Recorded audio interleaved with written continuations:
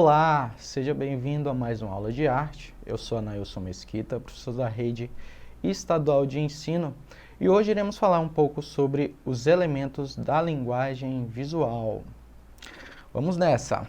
Bom, a criação de uma imagem para comunicar uma ideia pressupõe o uso de uma linguagem visual. Acredita-se que, assim como as pessoas podem verbalizar, falar a respeito de algo, o seu pensamento, elas podem visualizar o mesmo, visualizar esse pensamento. Na análise da linguagem visual, os elementos da linguagem são delineados através dos elementos de arte e princípios de design.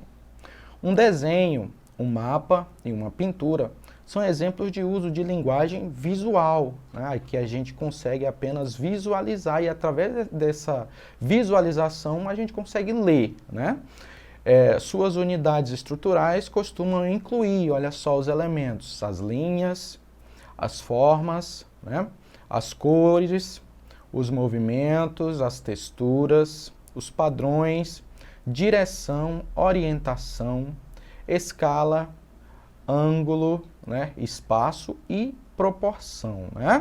A teoria da arte e também do design são usadas para construir composições visuais, essas composições que a gente conhece, que a gente visualiza no nosso dia a dia.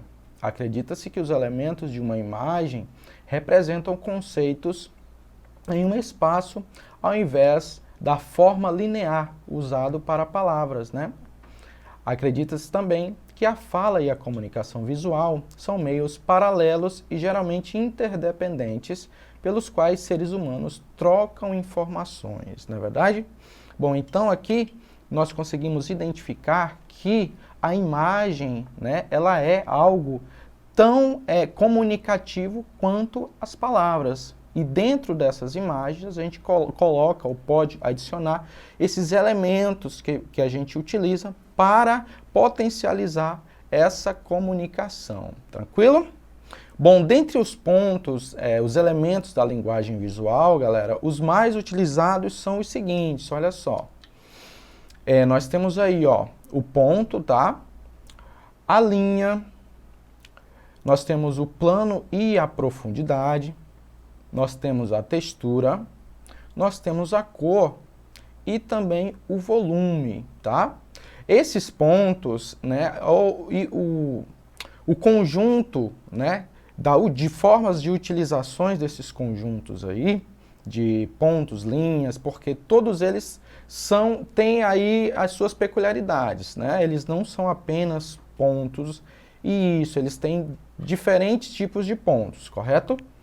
É que a gente vai construir uma imagem, tranquilo? Através da utilização desses parâmetros.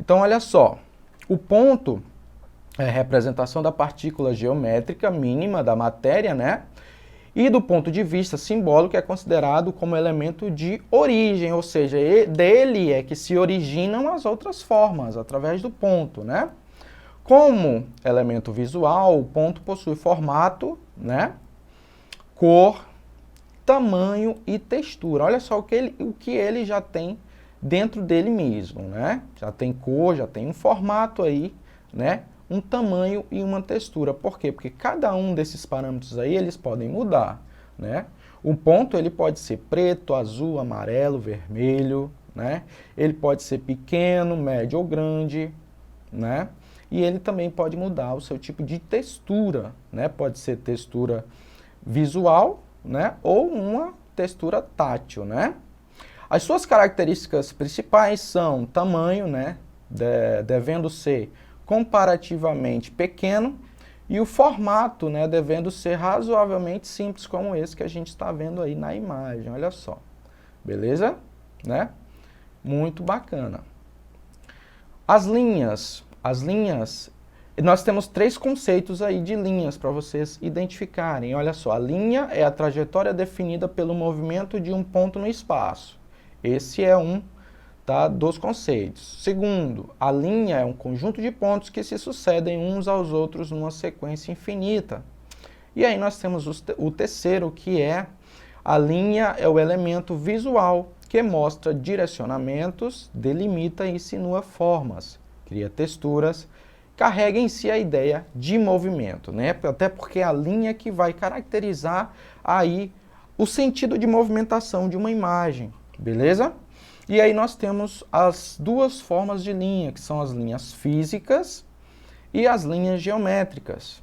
O que são linhas físicas? Linhas físicas são aquelas que podem ser enxergadas pelo homem no meio ambiente, né? No nosso dia a dia. Exemplos: fio de lã, barbante, rachadura de pisos, né? Fios elétricos. Todos esses, né, são exemplos aí de linhas físicas, né? O próprio varal, né, que a mamãe coloca aí a roupa para enxugar. E as geométricas apresentam comprimento ilimitado, né, não possuindo altura e espessura, sendo apresentadas através da imaginação de cada um de nós, né, quando observamos a natureza. Então, o que acontece? Essa geométrica, ela é uma criação aí que a gente faz através do momento, a partir do momento que a gente observa uma imagem no horizonte, a gente tenta reproduzir aquilo, mas claro que não é do tamanho correto que ela representa, né? Apenas uma representação daquilo que a gente viu, porém numa proporção bem menor.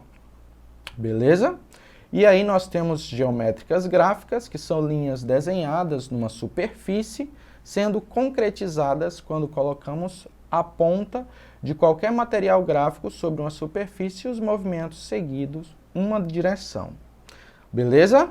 Então esses aí são os conceitos e também as classificações aí das linhas. Olha só, o plano, né? Plano e superfície.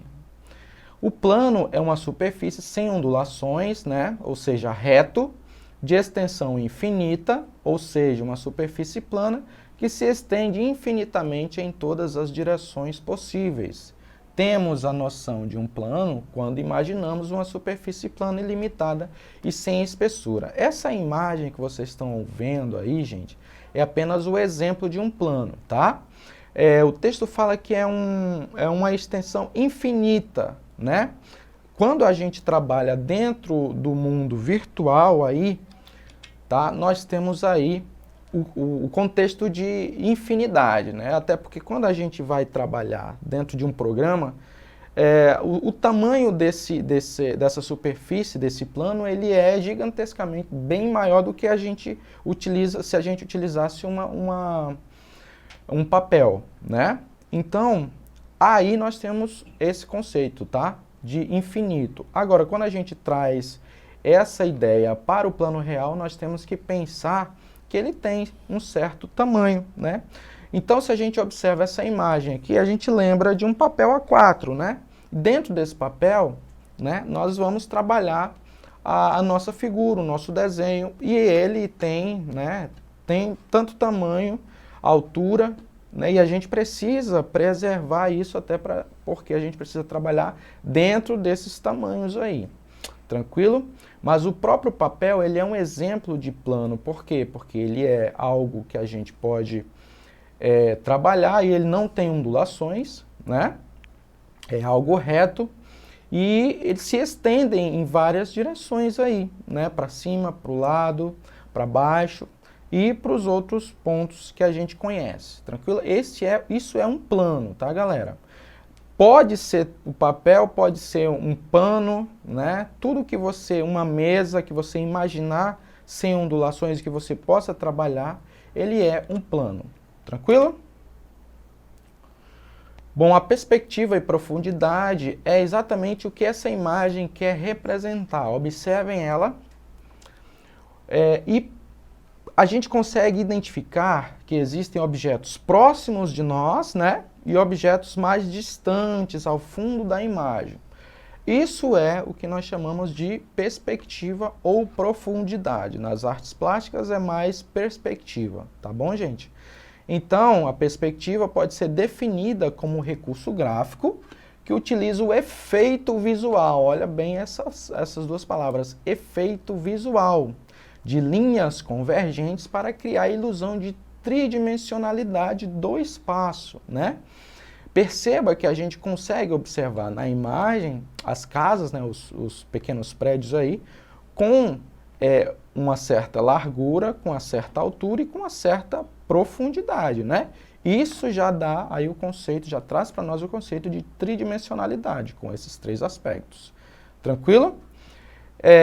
Dos espaços, né, do lugar, das formas que a gente está vendo aí, ó, dos prédios, né, quando essas estão representadas sobre uma superfície plana, né, o que foi que a gente falou anteriormente? Plana, uma superfície plana pode ser um papel A4, né, uma mesa, um pano, né, e essa perspectiva ela é trabalhada na superfície, né, como, olha só, o papel, né, de desenho, uma fotografia também, tá? Pode ser considerada, pode trabalhar esse conceito de perspectiva. Uma imagem criada aí no Photoshop, tá? Então a perspectiva é exatamente essa sensação, tá, galera? Que vocês observem a imagem, possam observar a imagem e que ela se perca em algum momento aí que você não consiga mais visualizá-la, né? O mesmo efeito que a gente tem no nosso contexto real, né, quando você olha para o horizonte aí, né, no mar, por exemplo, que ele se perde no horizonte, é esse contexto que a gente traz aí para artes plásticas, beleza? A perspectiva. As texturas, tá? São aí os elementos visuais que expressam a qualidade tátil das superfícies e dos objetos, segundo Dondes, 1997. A textura ela pode ser visual, tá? Ou tátil, ou também, ou ótica, desculpa, ou textura somente tátil, tá? A textura ótica possui apenas qualidades óticas, ela simula as texturas táteis, né? Exemplo, uma pintura que cria o efeito da maciez de uma pétala de rosa, tá? Ela é uma textura tátil e ótica, por quê? Porque ela tenta representar, né, a maciez aí da pétala da rosa na pintura, né? Não é real, ela está apenas representando. A textura tátil possui tanto qualidades visuais quanto táteis. Por quê? Porque além do visual, ela também tem o contexto tátil, né? Como a imagem 1 e 2. A imagem 1, em textura visual ótica, né? Onde nós temos apenas parâmetros óticos, parâmetros que nós não podemos tocar. Já a textura da imagem 2, nós temos tanto o contexto visual, né, que a gente pode observar que ela é diferente, e também a gente pode tocar para atestar essa diferença. Tranquilo? Então esses são os tipos de texturas aí que a gente pode encontrar. E aí nós temos a cor, né? O que é a cor? É o elemento visual caracterizado pela sensação provocada pela luz sobre o órgão da visão. Isto é, sobre os nossos olhos, né? O pigmento é o que dá a cor a tudo que é material. Agora, olha só, para que a gente tenha cor, a gente precisa ter o quê? A luz, né? Então, através da luz, nós compreendemos a cor, né? E as cores, elas têm aí os seus agrupamentos, né, onde nós temos aí as cores primárias, que a gente já falou, né, cores secundárias, terciárias, né, neutras e outros tipos de cores aí, tranquilo? Olha só aí, ó, as cores primárias, né, aquelas consideradas puras, cores secundárias, obtidas através aí das misturas das cores primárias, né, cores terciárias são obtidas aí através do uso aí da utilização das cores primárias, secundárias, e as neutras são as cores, né, aí preto, branco, enfim, tranquilo? Bom, gente, esses aí são alguns dos elementos da linguagem visual que a gente pode utilizar. Por hoje é só. Não esqueça de acessar a nossa plataforma Eduque e até a próxima aula.